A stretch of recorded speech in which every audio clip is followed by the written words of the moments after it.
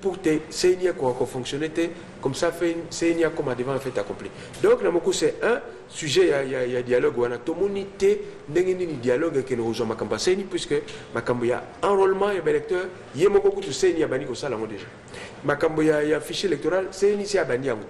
Alors, éthiquement, financement de la sécurisation. Est-ce que il faut bien en opposition pour y avoir l'action de l'État? On peut s'asseoir. Sécurisation pour avoir des conditions, l'élection, il faut opposition. Le conjoint, quel est le peuple qui a autant la biseau? Vous avez la responsabilité, mon ennemi, binobaï politique, pas maté, vous avez dit porte-parole à UNC, bateau ban surtout, vous avez tout le monde, il y a pas bateau ban, bah yébi qui est des caméras. À Boy, invitation, il y a Kourou Tunabino, il y a Papa et tout ça, les coachs. Mais ce vrai Bobby Boye, il y a beaucoup de choses. Mais mon dossier qui a pris sur invitation, qui est nanan. Ne voyez pas. Yango Wana. Le a fait. Ah, voilà. Yango Wana, Boye Bate. Wana le bil kamba dialogue liboso. On dit misanga na roya ozonga. Oh, si quand ceux qui zali solo ya donc na lobi ceux qui zali solo ya dialogue, UNC assez à jouer position banda kala lobi te dialogue on les a piège au président Kabila a tendre opposition pour aoumela. Alors ceux qui makambo ya dialogue yangonde goloba makuna toko kende kuna te parce que position ambitieuse constante. Toza pe biso mo côté UNC za na kati ya dynamique opposition c'est elobate makamba dialogue non. Si comme matali transition, imaginons que kuna bazo koloba masolo est tali transition. Mais transition, c'est-à-dire égossale na momani. Avant président Kabila alongwa, tout ce président Kabila a tikaliwana et que l'élection ça. Non, yo kangana. Non, parce que beaucoup me ça impression que bino na UNC boboya nyonso. Boboyi dialogue de Kabila bengisi. Boboya susu masolo invitation de Kotisekedi. Mais par finalité, on dirait que sur l'autre côté. Naza ko rappeler yo kakate UNC est un cas regroupement babengi dynamique opposition qu'on a kati UNC azali MLC azali SID azali CDR bazali ngere photo bazali bref parti belé opposition bazali. Alors na lobi na yo position o ya UNC ezali pe position ya bateau nyo songa na wuti ko tangela to boy dialogue. Si transition, ce qui est tali makamba tali transition, toujours le transition on a soit des salami, balobi Kabila tika pouvoir lelo, le gouvernement mora transition il y a pour organiser l'élection, soit le président Kabila mandat sili bon si ma transition est salami. Donc il y a une hypothèse nous sommes balés. Il y a les bosso, so bolobi bossa la transition pendant que le mandat est en cours, bo violer constitution. Tant que vous violez la Constitution, c'est-à-dire avant le 19 décembre, vous violez la Constitution. Tant que vous violez la Constitution, et si vous violez la Constitution, ceux qui ont violé l'article, qui na kati ya Constitution, motono sa rolinga simba article mususu pe autorisation na Constitution. Yango na lobi boy. Ceux qui bolobi bo salango avant, et ligne kolobanine. Ceux qui bo bengani président Kabila lelo avant le 19 décembre, et ngelo bake asilisi mandat na yete. Ou ami balé. Et ligne koloba, ceux qui bolibo sala maponomi mbala sima, yé aza en droit ya koti alibaya parce que mandat ne ami balé à sali yangote. Il faut pas comprendre le quoi. Si mandat n'a été. Puisque bolobi mandat wana yete mutakoyi ko exercer ngo présidence de la République ya zwa ki ngona moyibi. Biso no stoyibi ke zwa maki na ndenge malamu te. Mais so bolobi to bengana ye, quand to bengana ye, il faut te ba que soit de changer la constitution, ceux qui ont la constitution, les alinéés, de violer la constitution, mais tant de violer la constitution, de pessier, c'est-à-dire de l'ongolier la place, mais de pessier en tant que citoyen, possibilité à la candidat, la jour barotia élection, or, boy, bibi, yazara mandouk, yazara ma moyen à l'État, etc. Donc, toujours risqué de tomber dans le piège. Il y a mis balé, tout ça la transition, la période où Italie, après Kabila, ce qui est 19 décembre, mais toujours risquer tout qui est une violation de la Constitution, parce que la Constitution est lobby, ceux qui vivent des alliés, ceux qui empêchent les alliés, et il faut président Sénat Moutarozoa et Sikawana. Yende Moutarosa en sorte qu'il y a pour une mission bien déterminée, à juste 90 jours grand maximum. Yé ce qui a yende Moutarosa en sorte que cette élection et Salamagité à Salatou et Salima. Ce qui peut Salima délai on a été bako senga la Cour constitutionnelle a fait ça. Mais nous rappeler que Cour constitutionnelle pour a décréter pour vacances il y a poste à président empêchement et Salima boyo kanga bien il faut gouvernement à saisir Cour constitutionnelle. Bon, Cour constitutionnelle a statué à le battre effectivement biso et de constater que mandat du président Kabila est sili, alors il faut intérim et assurer. Gouvernement on a ni gouvernement ya Kabila.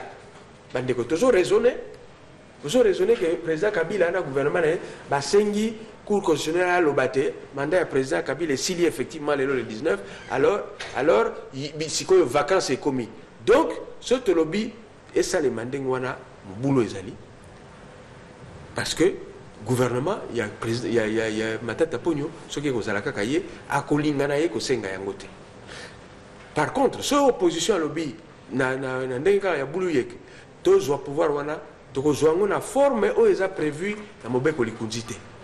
Donc voilà pourquoi ce lobby biloko na résumé pourquoi biloko na nyoso mbalé parce que c'est le seul sujet au tokoloba le reste est aligné programme et opposition programme opposition tokovanda biso na mboka Congo tozotala ba réalité on a besoin que ne pas potote candidature commune et opposition le moment venu tokozala wa biso ba a besoin que na potote.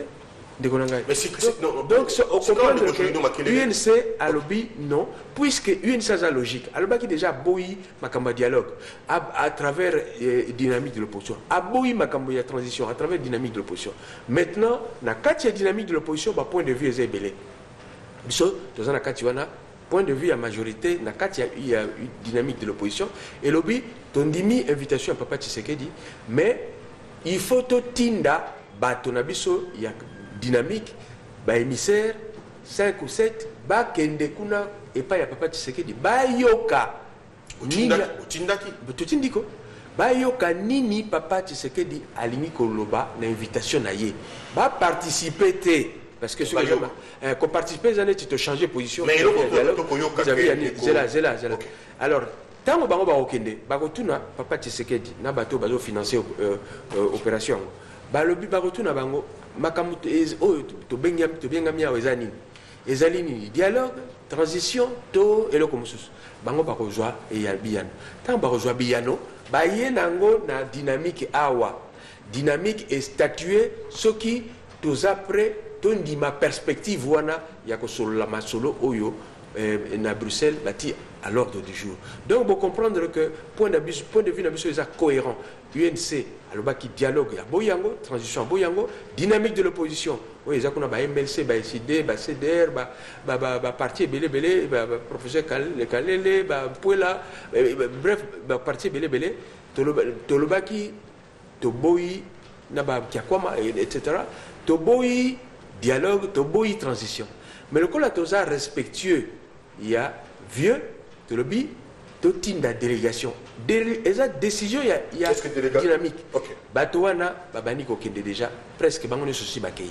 Mais est-ce que, puisque vous êtes porte-parole à UNC, ils ont se raconté, n'a pas couloir, n'a pas coin, n'a pas balabala, qu'il y a à s'opposer, n'a beaucoup de Vital Kamerhe. Est-ce que c'est vrai? Quand on a pas d'ailleurs porte-parole, est-ce que Ewanga a à côté tiré le président Vital Kamerhe? Et là, on a envoyé Sabino Boyeba, président Vital Kamerhe, avant Kende, à Salaki et pas il y a président et secrétaire général Ewanga. Ngai moko mutunazolo balabinango lobby na lia ki pena melaki na secrétaire général Ewanga. Donc contrairement à ce que batumazolo ba batembele ba moni na Bruxelles. Et belé baïke ba moni Ewanga na Bruxelles. Balobi azalia wa to moni bazana banani e banini tout ça. Mais ngana éviter ce que Ewanga ya ngaya UNC en tout cas yewana nde nazalaki na lia ki na melaki na lobby. Donc c'est il a nous vraiment mal. Alors ngai je ne peux même pas imaginer une seule seconde que Akende. Mais ce qui est vrai aussi, c'est que la dynamique de l'opposition, option ils ont marqué de tindi ba émissaire, mais Moto a estimé que à titre personnel, à Oko Kende laye, parce que les invitations à Moutamutu à Koki Okende. Donc to kangin zela na motote. Ok. Donc voilà au lobby. D'abord, on n'a pas battu que l'Obama. Et puis, déjà réponse, de que Ouangazan, à Bruxelles, à Kinshasa, moto pa kolinga kokende akenda mais siko lelo et puis nazar le bakanga pato makambo wanga wana obi honorable Wangaza parmi bateau yo ça dit bah sali sacrifice koleka biso baoyo et belé pour na UNC ndeko wanga andima boloko pour na kombo UNC ndeko wanga andima kolanda atika Kabila alanda e wanga atika mandat na ye pour na président Kabila. Donc moi je pense que ça dit et loko yo ndeko wanga koki ko gagner lobby en termes de dignité, en termes de crédibilité, en termes de reconnaissance, il y a peuple, il y a makasi, nakalisi à cause de parti oyo et salaki ke yé akoma na niveau où il y a commis pembeni ya président Kamere. Donc naza biloko mais ba problème ezanga raté na famille.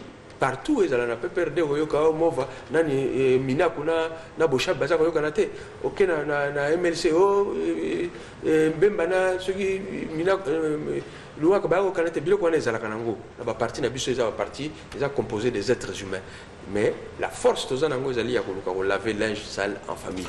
Voilà. Ndeko jolino makelele na ko tuno motuna oyo peuple congolais ko tala biso partout dans le monde. L'opposition na bino UNC ezanini. Parce que élection, et ça en 2016 est commis impossible. Dialogue, beaucoup kendate. Bon, au-delà que gouvernement des fois comme la Cour constitutionnelle, pour que qui a mon conseil ou comme libre en 2016, n'a fait un mandat et que la Cour constitutionnelle est déjà. Oh, il y a le gouvernement Kabila et que tu n'as jamais la Cour constitutionnelle. Est-ce que solution pour tout le monde crise dialogue était Bruxelles était boye pour solution solution justement Zali pression populaire tu as un article de la Constitution et belé article moko lobby mutomoko ko exécuter ordre manifestement illégalité en beaucoup ce yomoni Cour constitutionnelle la décision est à discuter. Mais à deux décisions moko est violer la Constitution. Pour Nanine. Parce que la Cour constitutionnelle, tant que PCI a lobby que le président Kabila a table élection et salamité à Kotikala. Mais à violer la Constitution, article 73 et lobby. Mais commission électorale nationale indépendante, il faut et bengisa scrutin, il y a élection présidentielle 90 jours ou 90 jours avant fin un mandat à président. Si le lobby fait un mandat, il y a le 19 décembre. Si la valeur, il y a l'article 73 ou la commune.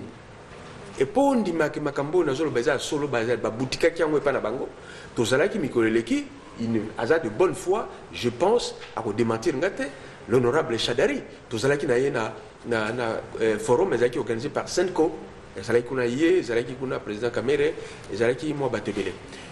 Mais ngayo yo na tunié motuna. Nalbi honorable. Si koyo à partir y a arrêt à Cour suprême, Cour constitutionnelle, où le lobby était président Kabila a table élection et salamité à Rotikala Kaka. Ça veut dire en d'autres termes, jour à l'élection et salamité à Neuil, à l'année prochaine, à dans 3 ans. Mais l'élection tant que salamité, président Kabila Rotikala président de la République. Et Ringue le Baboni, et Ringue le Baté. Article 73 wana où il y a le bakité mais l'élection il faut la convoquer absolument 90 jours avant faire un mandat et ça c'est natinate donc pour violer peut modifier la constitution mais alors je peux pas cour constitutionnelle et lobby kaka mayo et ça na carte constitution non cour constitutionnelle lobby boni et lobby était président de la République fatikala parce que principe président na droit administratif il y a continuité à service public c'est-à-dire que makambo l'état sala ko katanate o lelo l'état salité non makambo sur l'état sala ko policier au kangam de justice ko fonctionner affaires étrangères ko taba il faut et ko salemaka chaque jour il faut pas vider zala na bato ba ko kamba yango c'est vrai mais vide doit les combler justement par l'article oyo et en rapport non, avec l'intérim du Sénat bon alors pour la biso yangwana et mais surtout arewana et BBC et sikanini baya ko comploter baya ko tia président de la République na même niveau que biso ba députés provinciaux, ba députés nationaux, ba sénateurs. Et ça grave. Le président de la République a ici quand même quitté.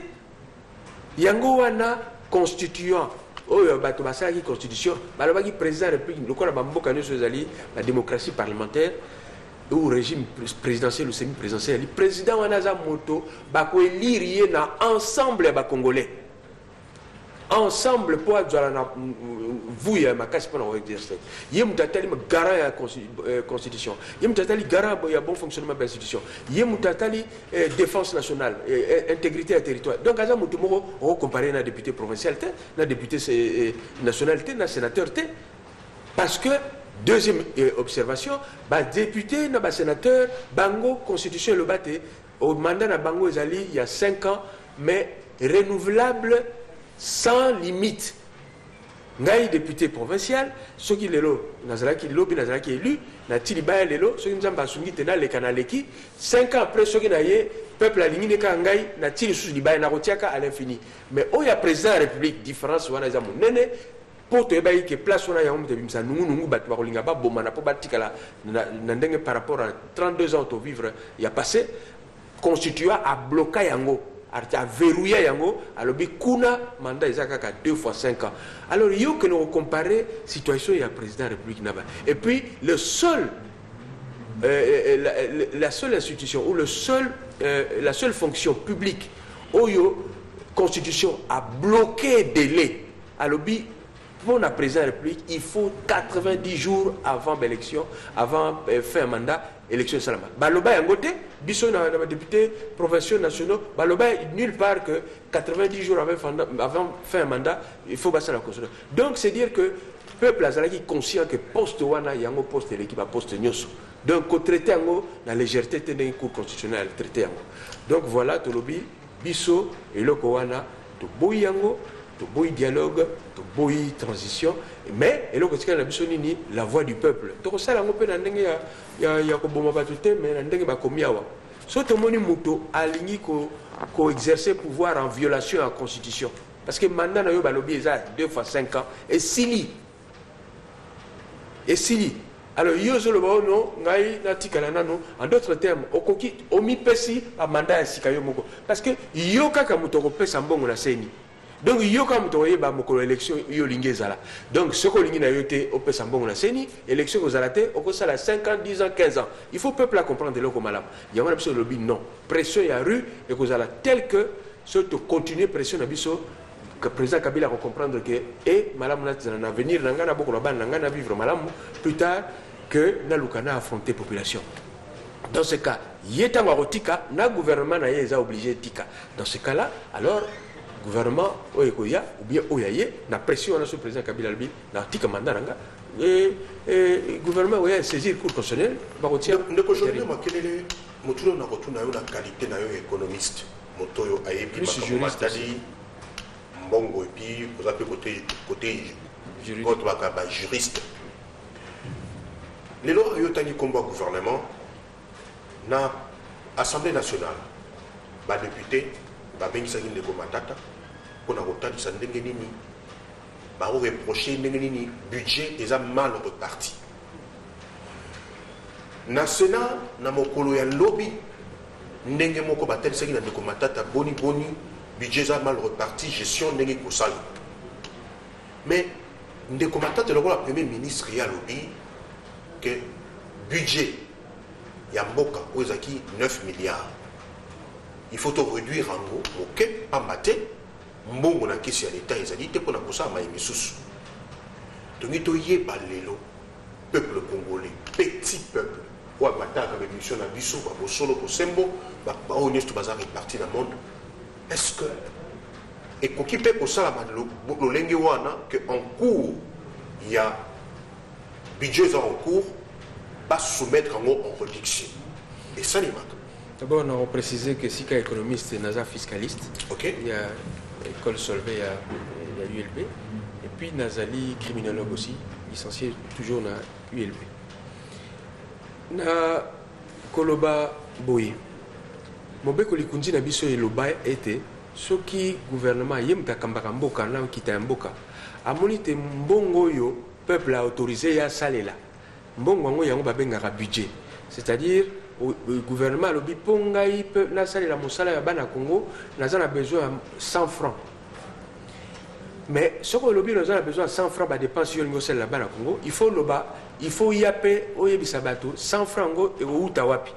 Alors yango baraka au mona ka budget za la kan équilibre, dépense 100 francs, recette 100 francs. Sika tango yoko ya obandi ko exécuter au monité et dépenses yozo sala nengezo kendela par rapport à la recette zo kota eza mobulu, il faut zonga soko moniko kokate ti sukambula okokisa ko sala ba dépense ya 100 francs na ozana ba recette 100 francs ozongi et pas il y a peuple c'est-à-dire et pas il y a parlement ozongi lobi parce que parlement comme ta ko autoriser ozo mbongo na parlement les alliés composés na ba député na ba sénateur. Député Azali Babenga, ici dans la chambre des représentants. Représentant le représentant le peuple. Donc le peuple mutako autorisé yo l'État au pas que pas naie na batumo susu pour saler la miye misala. Voilà la recette définition. Alors ce que yo monite ba recette wana kokate, il faut zonga pas ya peuple ou na ba représentant naie au sengandila loba ngai na moni na frango bopesa inga na kokate. Alors yanga na lingi bolukla ngai soit frango mususu soit na moni na kitisa misalo na ngina sala bino. Qu'est-ce qui s'est passé exactement? Gouvernement yaki na budget il y a 9 milliards. 9 milliards balbaka na biso to mona makamba grave na avec matata cadre macroéconomique ya ndenge na ndenge. Mais naroye bisabino une chose. Depuis le gouvernement Oyo Matata est allé en place, Boyo Kanga bien, nanu et comment à niveau il y a 6 milliards de dollars. Ba budget sur barolo barabino 9 milliards, 8 milliards et demi, 8 milliards, nanu ba kokisa 5 milliards et demi, 5 milliards et demi. On a zolo beza ba rapport ya Cour des comptes. Bomona ngata on a yakalo ba buku nanga wana lelo na yena ngote. Budget mon côté ya Matata en recettes propres. Et l'équipe 5 milliards 500 ils allaient quitter sans apport extérieur to suka 4 milliards. Alors il est en moni ngona ayi alobi bon na ye ko senga bino boto mais ndeko nga avant senga biso lo ba ke ba recette ko quitter.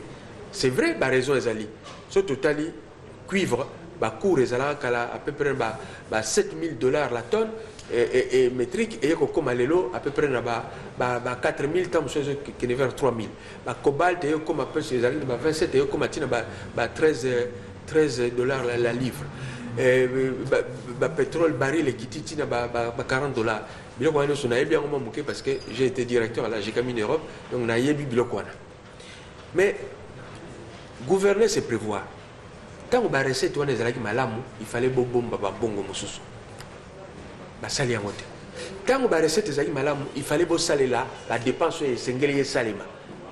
Bino bokamati mbongo bo sala ba bukangalo, bokamati mbongo ya INSS, wana ngati mtuna lobby, patron ya FEC, Fédération des entreprises du Congo, Albert Yuma, alobi bokamati mbongo ya INSS oyeza abondé, c'est-à-dire cotisation à employeur na ba travailleur.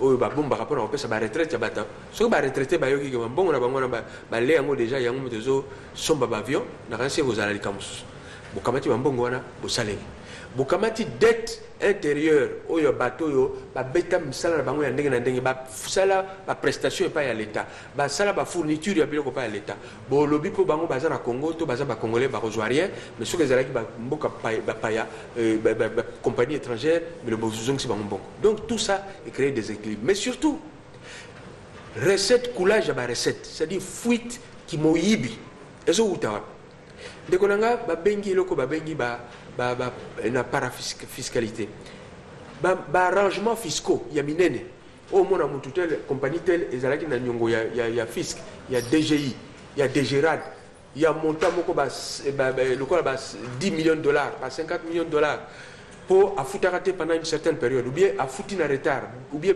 monique affouter bakangiye alors ba recette wana mingi souvent na ndenge cour de compte à lobby ndenge moko na ba pas de porte minier ngiro banini tango compagnie moko lobby et écoutana na GECAMIN albi ngana kopesa mabele na ngai valeur nango 100 francs yo oye lobi to kabolanga penatia ba équipement nanga na mayele nanga na zana ngona mwa franga bongo to créer compagnie soko lingo jo 50% to kabola 50 yo pe na ba biloko valeur à 100 francs mais comment ndenge nini au monde compagnie wana yeka kana biloko il y a 20 francs mais à due participation il y a 50 francs.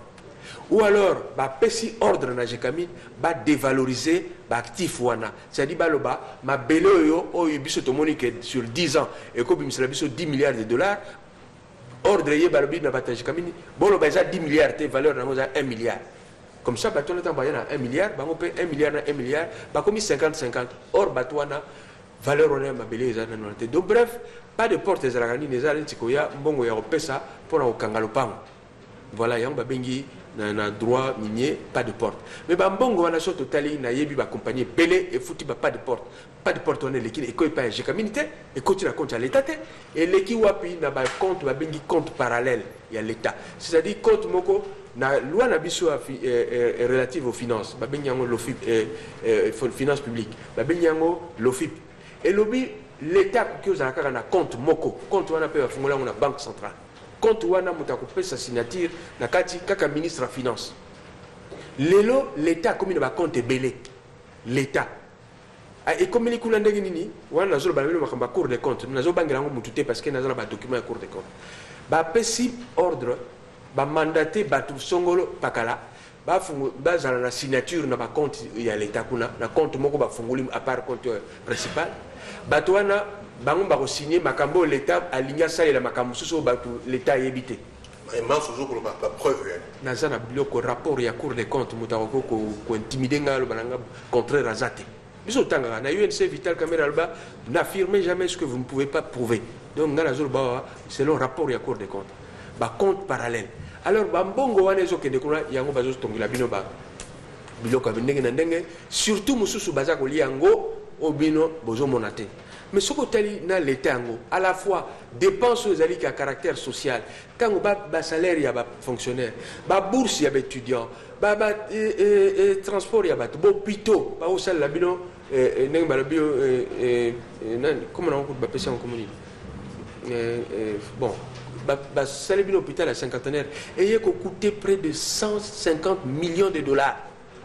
Bâtiment comme au bout de tika kiwana pendant pangusango langi et puis ko yeb ça ba indien ba équipement 150 millions de dollars biso ndenge Vital Kamerhe Alba qui na 150 millions de dollars tonga totia 10 hôpitaux de référence dans chaque province à peu près 15 millions de dollars tonga tout ça là bâtiment ko sous province te baya aw donc bref ba sali biloko on a pété alors conséquence peuple azaya ya ko sepelaté soto bakina wana d'évaluation. Parce qu'il faut battre le gouvernement a dévalué monnaie. A dévalué monnaie. Fonctionnaire a touché 100 000 francs. Et ça, équivalent, il y a à peu près 90 000 francs. 90 000 francs, et ça, équivalent, il y a 100 dollars. Et ça, été. Motowana, na 90 000, à quoi somba biloko, à ils ont importé, à quoi dollars, à somba équivalent, il y a 100 dollars. Mais les lots, à partir du moment où dollar, valeur et dollar et mati makasi, et zo sengaye pour équivalent, il y a bongo ya zala qui n'a 90 000, il faut abimisa équivalent il y a à peu plus de 100, tout le baba 100, à peu près 110 000. Il y a tikali kana salaire à 90. Donc motowana nyoba l'État a layé mbongo, l'État a dévalué mbongo. Pouvoir d'achat, donc il y a des fonctionnaires, des policiers, des militaires, des enseignants, et Kiti, parce que l'État a mené politique à Malamouté. Donc voilà, l'État, je répète, l'État a droit à raison n'a pas un peuple pour Senga par un collectif budgétaire. À Senga, le peuple a autorisé à Sala, budget Moussous. Donc pour la binon, la UNC, tant que tu as gestion de Komatata, par rapport à Mayo, Kolobama, au Monique, quelque part, moi, non, Makamuni est salamine de Bourangay. Ce que boulevard Kassavou, le boulevard 30 juin, et Zalaki n'a 4 bandes, la commission a 8 bandes, Bovim Bissit. Tant Bovim Bissango, Banda, gare, ancienne gare, Tinakitambo. Ce qui a à peu près plus de 60 millions de dollars. Bokamati, boulevard ndambo eteni ya boulevard kobanda Willery à Sosa au l'équipe devant palais du peuple au tombé le 24 novembre. Moi ndambo wana bosali à peu près 25 millions de dollars alors que musée a salaki ndambo ibandi wana ti na pont Kasavu devant stade de Martyrs na même ba condition standard ya ba construction ya poto basali yango ya même dimension 800 000 dollars. Bino bosali kuna 25 millions de dollars. Bokamati balabala boulevard Lumumba kubandana na ba échangeur wana kokena na aéroport plus de 200 millions de dollars. On a besoin de ministre ITP, il y a un chiffre. C'est pas grave, mais il y a un majorité. Chiffre, écoutez combien. Les camotés de Cojoneux ont commis pratiquement la sous-émission la Bisso, mais en quelques minutes, ce ban va permettre que Bisso, les gens qui à l'étranger, mais la Kinshasa situation à Beni, Matakiawa, Bandeko, la marche, nous sous Banda, comme Salama Po, la Kimia et Kota la Beni. Mais les lots bénis, on a répétition, il y a des crimes, il y a des viols, il y a des tueries, il y a des massacres. Moko batoba ko supporter ta comme on a dans la vidéo sur le moniango. Dès que je le maquille, est-ce que ba bande ko wana bako bango na biso to keseni to bango ba congolais à moitié biso to za ba congolais en entièreté. Ndeko na ko poser na ko tia motuna moko na tikana tia ngo na lopoto.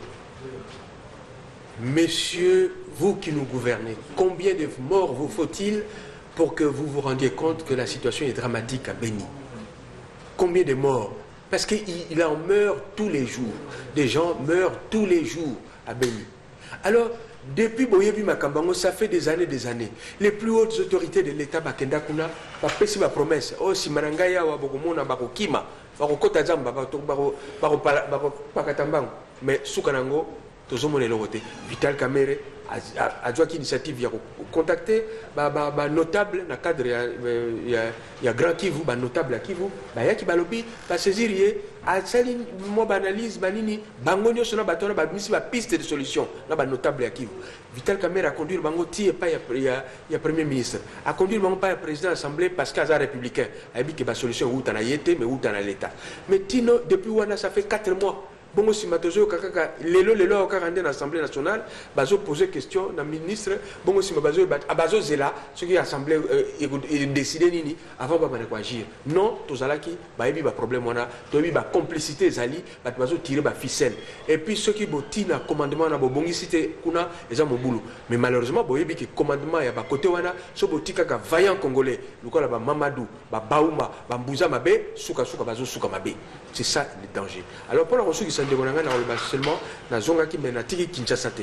Na zako tala na bandeli kokota makamba construction anarchique yamana bomona ngai na sala question d'actualité na ministre provincial des affaires foncières pour na ba eucalyptus wana ya quartier 1 balimba te kango pona nini. Na lingina tuna ba terrain mususu yo baza ko construire na mabele à construire bongo simabolo baneno lokola ndako nese comme likolo et puis et comme école to tika ekaka jwa mikanda. Non. Donc voilà pourquoi on a le notable Yachangu, notamment Njili Boyba, que je suis solidaire avec vous, et Njili était surtout à l'heure il y a réchauffement climatique, Oyo, des chances à Rosalbanzete, place pour couper mon peuple malade avec ça. Merci de Jolino Makelele, de commis la sous-émission pour Kanelo, Bande Kokolandi, Oyoki, l'émission de Tika Ramontal au Baboyo Kayu. Autopé, monsieur, la majorité va contredire les propos de Jolino Makelele. Au Bénica, la numéro dans la télévision, pour Sembo, ils ont une émission à peuple.